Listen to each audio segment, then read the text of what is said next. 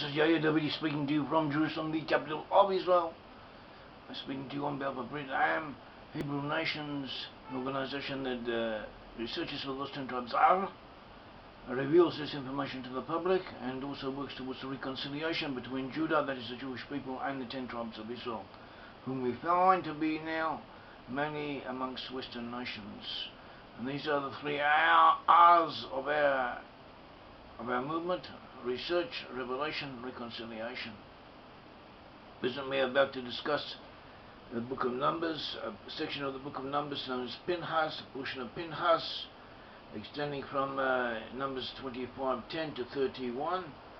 And this section of the book of Numbers in the Bible, it is what is being read out on every week. A section of the Bible or a section of the Pentateuch, in effect. The section of the Pentateuch, that is the first 5 books of Moses, the Chumash, first 5 books of Moses, is read out in the synagogue every week. A section is read out so that in the course of a year, the whole of the first 5 books of the Bible will be read. And this section is what we are discussing this week. This section known as Pinchas, and it concerns the aftermath of Pinchas, of the action of Pinchas, who in his zealotry, and he was overcome with zealousness, and for in passion for the sake of the kingdom of God and for the sake of the Israelite people. So he killed an Israelite prince and a Midianite princess who were publicly copulating and were bringing disaster on the Israelite nation. So he went in and killed them. And they had the Midianite and the Moabite women had been, after receiving advice from Balaam. Balaam was a pagan priest or high priest who lived on the Euphrates, and he had been hired by Balak. He had been hired by Balak, the king of Moab. Well, after consulting with the Midianite elders, who were his neighbors, he had hired Balaam to come and curse the Israelites. But when Balaam had come and tried to curse the Israelites, he had been forced by God Almighty to bless them instead. And that was what we read and spoke about in the previous chapters. These the blessings that Balaam was forced to say, and everything, and all the action and the narrative that accompanied the story of these blessings. And when Balaam saw that he was not able to bless them, Balak gave up. He sent Balaam back, but Balaam offered one more blessing, and then we learn afterwards that he gave Balak advice how to bring the Israelites down. He advised them to bring them down by having their women folk prostitute themselves or give themselves the sexual favours to the Israelites, copulate with them, and then encourage them or persuade them, seduce them to worship idolatry. And then afterward, by doing that, they would be weakened. And this is the enemies of Israelites do engage in such activities at times, not so blatantly, but in other ways.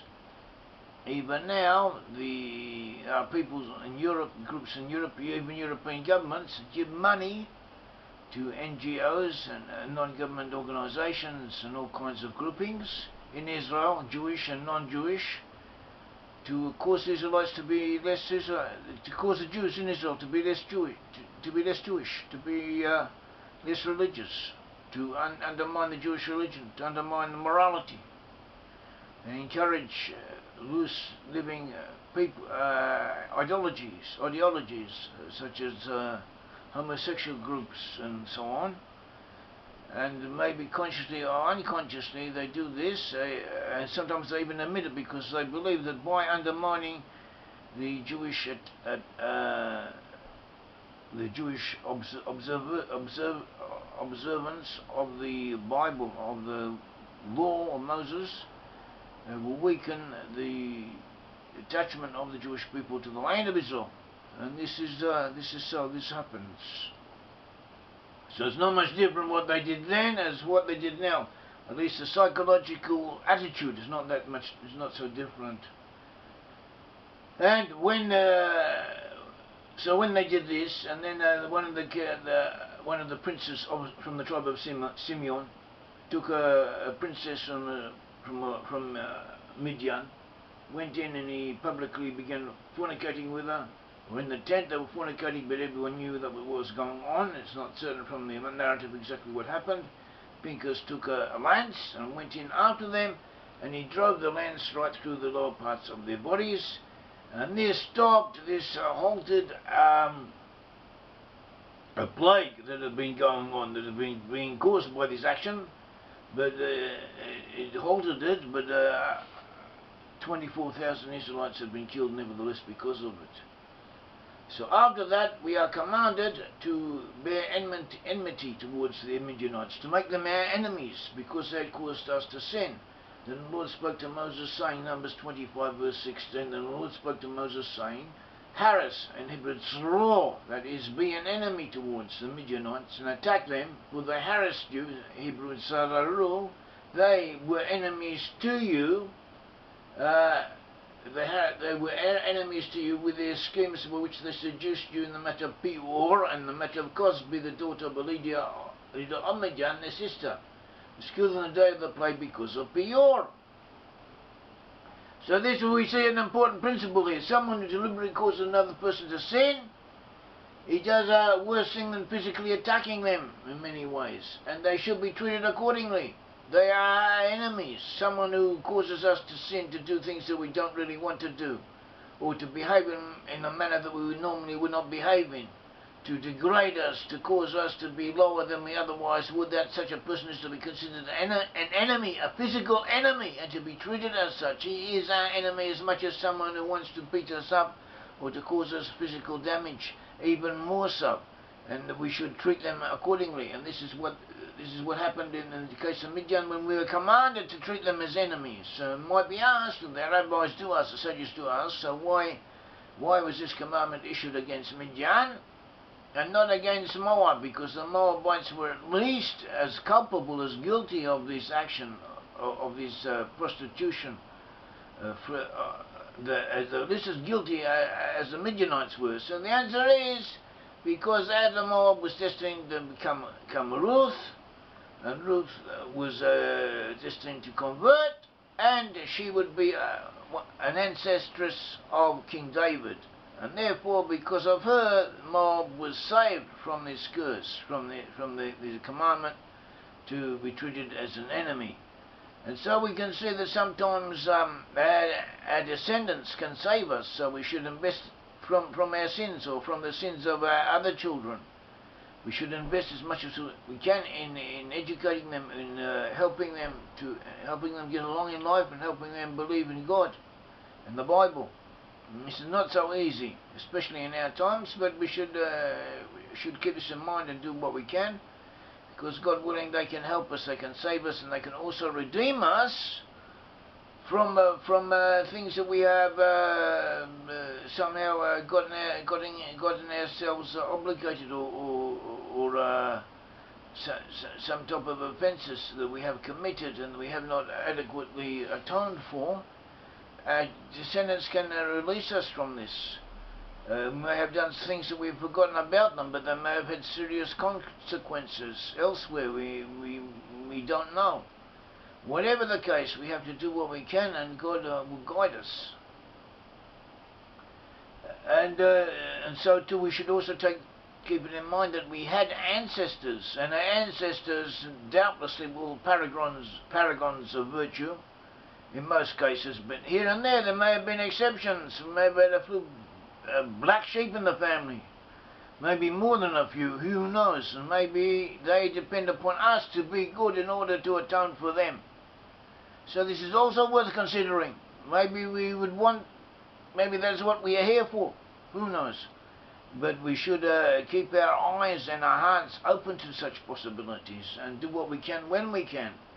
Sometimes it doesn't take that much. It doesn't take that much to do good deeds to other people, to do the right thing. It takes a little bit, and sometimes there's little things that we think don't require that much effort, so we should do them. Because sometimes by doing even little things, we can achieve great results. When Numbers 26 continues, it speaks of a second census. It was taken of the children of Israel, and it lists all of the clans amongst the Israelite tribes. Remember, Numbers 26. Many of these different clans that are listed were destined to become peoples and tribes in their own right. By comparing the names of these clans within historical groups, we can confirm conclusions concerning the Israelite destiny of these historical groups to determine to which tribe they belong to. And we have this book, The Tribes. This book, The Tribes, Israelite Origins of Western Peoples, where we, based on this section and Numbers 26, also Genesis 46, also other sources, we take the names of the clans and we show how these names were perpetuated in their descendants. The lost 10 tribes were taken into exile by the Assyrians. The lost 10 tribes were divided. They were separated from the Jewish people, from the 2 tribes of Judah and Benjamin in the south, from whom the present-day Jews came. The lost 10 tribes had their own kingdom in the north, the kingdom of Israel. This kingdom was conquered by the Assyrians, and they were taken into exile, and they lost consciousness of their ancestry. But nevertheless, they remained together in coherent, cohesive groupings, and they moved to the north and they moved to the west, or they moved directly to the west. They split up, and they all moved in the same directions and ultimately recoalesced into coherent, concrete groupings in the west. And in this book and in other books we trace after it. In this book we show how the names, the very names of the Hebrew clans as listed in Numbers 26 and also in Genesis 46, and also in the book of Chronicles. These names of these clans are repeated in history. They are repeated in historical experience as groups or tribes moved around and were known about, and we show that these names are often very similar to those names that are shown in the Bible. And not only are the names similar, but other evidence identifies the people in question as belonging to specific tribes, to those same tribes as the Bible, as the biblical names of the clans pertain to, and also they were linked up together with other peoples or other groups who also had similar names to those from the same tribe as themselves. And not only were they linked up in many cases with other peoples had names, similar names, clan names from the same tribe as themselves, but also the different groups of tribes. For instance, when the Israelites were camped around the Tabernacle, they camped around in groups of 3, and each group of 3 was beside another group of 3. So the configuration of the tribes also remains approximately the same as it was in Israelite times, in the times when they were moving through the wilderness. The divine providence was behind this, and this is very interesting. And we show this, and we bring this together with other evidence, much additional evidence, proving that the peoples in question were descended from Israelites. And as we said, details of this work, together with maps and illustrations, are to be found in this work, The Tribes. And we have examples of this we have articles on our website with the examples. For instance, we have examples of we have an article on the clans of Reuben, another article on the clans of Gad, and you can look at these articles and see what we're talking about. And as we said, our source for these conclusions is derived from Genesis 46 and Numbers 26, which is within the portion we are speaking about, and because of its importance we will very quickly go through all of Numbers 26 and read out the names because they are important and it's worth doing.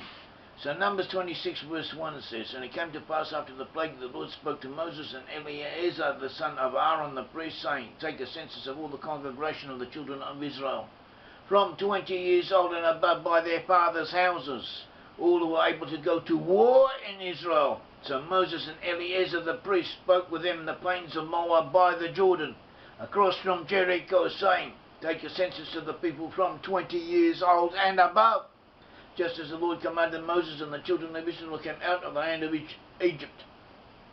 Reuben was the firstborn of Israel. The children of Reuben were of Hanok, the family of the Hanokites, of Palul, the family of the Palulites, of Hezron, the family of the Hezronites, of Carmi, the family of the Carmites. These are the families of the Reubenites. Those who were numbered of them were 43,730. The son of Palul was Eliab. The sons of Eliab were Nemuel, Dathan, and Abiram.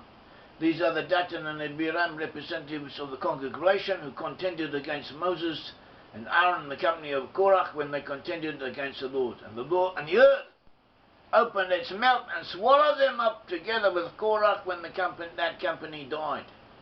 When the fire devoured 250 men, and they became a sign, nevertheless the children of Korach did not die. The sons of Simeon, according to their families, were of Nemuel, the family of the Nemuelites, of Yamin, the family of the Yaminites, of Yachin, the family of the Yachinites, of Zerah, the family of the Zahites, of Shaul, the family of the Shaulites. These are the family of the Simeonites, 22,200. 22,200. The sons of Gad, according to the families, were of Zephion, the family of the Zephionites, of Haggi, the family of the Haggites, of Shuni, the family of the Shunites, of Ozni, the family of the Oznites, of Eli, the family of the Erites, of Arad, the family of the Aradites, of Eli, the family of the Aralites. These are the families of the sons of Gad, according to those who are numbered of them, 40,500. Judah were Onan, and Onan died in the land of Canaan. And the sons of Judah, according to their families, were of Shelah, the family of the Shelonites, of Perez, the family of the Perizzites, of Zerah, the family of the Zahites, and the sons of Perez were of Hezron, the family of the Hezronites, of Hamiel, the family of the Hamelites. These are the families of Judah, according to those who are numbered of them, 76,500. The sons of Issachar, according to their families, were of Tola, the family of the Tolaites, of Pur, the family of the Punites, of Yashub, the family of the Yashubites, of Shimron, the family of the Shimronites. These are the families of Issachar, according to those who were numbered of them, 64,300. The sons of Zebulun, according to their families, were of Ser, the family of the Sadites, of Elon, the family of the Elonites, of Yahliel, family of the Yahlielites. These are the families of the Zebulunites, according to those who were numbered of them, 60,500. The sons of Joseph, according to their families, by Manasseh and Ephraim. The sons of Manasseh. The sons of Manasseh of Mahir, the family of the Mahirites, and Mahir begot Gilead. Of Gilead, the family of the Gileadites. And these are the sons of Gilead, of Yezer, the family of the Yezreelites, of Helek, the family of the Helekites, of Asriel, the family of the Asrielites, of Shechem, the family of the Shemidah, the family of the Shemidites, of Hepher, the family of the Hepherites. Now Zelophehad, the son of Hepher, had no sons but daughters. The names of the daughters of Zelophehad were Mahlah, Noah, and Hoglah, Milcah, and Tidzah. These are the families of Manasseh, and those who were numbered of them were 52,700. Now these were the sons of Ephraim, according to their families, of Shetulach, the family of the Shetulachites, of Becher, the family of the Bachrites, of Dahan, the family of the Dahanites. And these are the sons of Shetulach, of Aaron, the family of the Aaronites. These are the family of the sons of Ephraim, according to those who were numbered of them, 32,500. These are the sons of Joseph, according to their families. The sons of Benjamin, according to their families, were of Bela, the family of Belites, of Ashbel, the family of Ashbelites, of Ahiram, the family of Ahiramites, of Shufam, the family of the Shuhamites, of Hufam, the family of the Hufamites. And the sons of Bela were Ad and Naaman, of Ad, the family of the Adites, of Naaman, the family of the Naamites. These are the sons of Benjamin, according to their families, and those who were numbered of them were 45,600. These are the sons of Dan, according to their families, of Shuham, the family of the Shuhamites. These are the families of Dan, according to their families.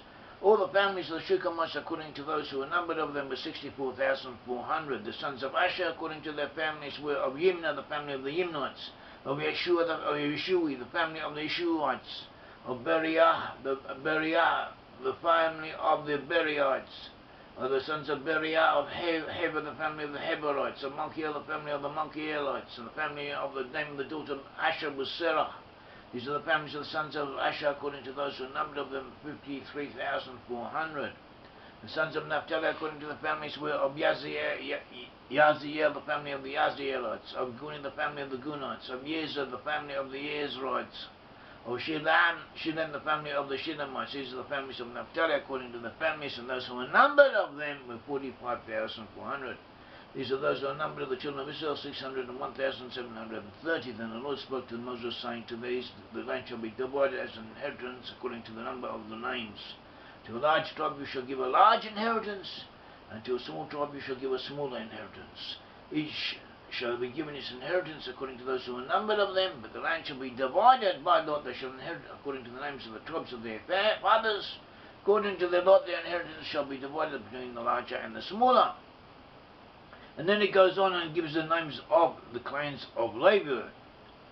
And so that was chapter 26, Numbers.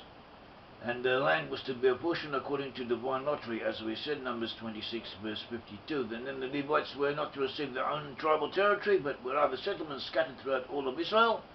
The clans of Levi are also numbered. Then we have the daughters of Zelophehad. Zelophehad had only daughters and no sons. Zelophehad was from the tribe of Manasseh. He apparently had died, he passed away. So his daughters came to Moses and the elders and asked for the inheritance of their father. And so it was given to them, but a condition was made that they should only marry within their family, within the clan of their father, in order that the land should not pass to another tribe. But this ruling was only for that generation. Even so, other sources show that at first there was a very strong tendency for peoples from one tribe only to marry with other members of that tribe. And this continued throughout history till a few hundred years ago. Most people, 90% of the population of the earth, only married people who lived within 1 or 2 kilometers of their place of residence, of the place they'd been born in. This might sound hard to believe, but it was the reality of that time. People more or less stayed in the same areas, generation after generation. They moved around here and there, but these were one-time events. Happened every few centuries. On the whole, the people stayed where they were. They lived and died in those areas. They got married in those areas, and so we have peoples remaining, the heritage remaining homogeneous, as if to say. I'm not saying that this is better than the opposite, because there are advantages both to homogeneity and heterogeneity. The advantages to both cases, and God allows, the Bible allows, moving around amongst families, but this was worth noting that most families in the past, most of the time, stayed together within their tribes and within their tribal clans. Concerning the tribes of Zelophehad, we have archaeological evidence such as pottery sherds and inscriptions. Concerning these daughters of Manasseh, these daughters of Zelophehad, from the tribe of Manasseh, and we have pottery sherds and so on found in Samaria, in the land of Samaria, the former land of Manasseh, on the east bank of the Jordan, the west bank of the Jordan, because Manasseh was on both the east and the west bank of the Jordan. So we have archaeological findings from the west bank and around the region of Samaria, with the inscriptions with these names of these daughters of Zelophehad, and apparently these names indicate that later on their names were given to administrative areas or areas of clan names within those regions. And the daughters of Zelophehad, they come at their own initiative, and they made this request that their rights should be acknowledged, and they had asserted themselves. And this is a characteristic of the tribe of Manasseh. They have women who speak up for themselves, women who are assertive. But on the whole, the American woman, even though she is assertive, she recognises the need to at least humour the male ego, not to overstep, not to push them, not to psychologically castrate the male. That is how it used to be, or how it should be. There are many exceptions in our time, but so this is a problem. But this is a universal problem, and the American women, even though the American women have always been more assertive, or much more assertive relative to other people, they've usually known the boundaries, how to keep within the boundaries. And so the Bible allows for this, allows for women to be to be equal, but each grouping should, each sex should recognise and respect the other, the needs of the others and the feelings of the others. And also we find that in amongst Americans whom we consider to be descended from Manasseh, women who are assertive, who stand up for their rights, amongst in the same way as the daughters of Zelophehad did. We also find it amongst the Khazars who were converted to Judaism, and according to tradition, the Khazars would also descend from Manasseh and from Shimeon and from other tribes. But Manasseh was an important element amongst them, so the Khazars were once led by a woman general. The Scythian peoples who also had a strong input from Manasseh. On occasion they used women warriors, even though women fighting in the army is actually against the Torah, but it did happen in history. And we had the Picts. The Picts were also descended. Picts in Scotland were also descended from Manasseh. And at one time the Picts had a matrilineal mode of succession. The rights to the kingship passed through the female.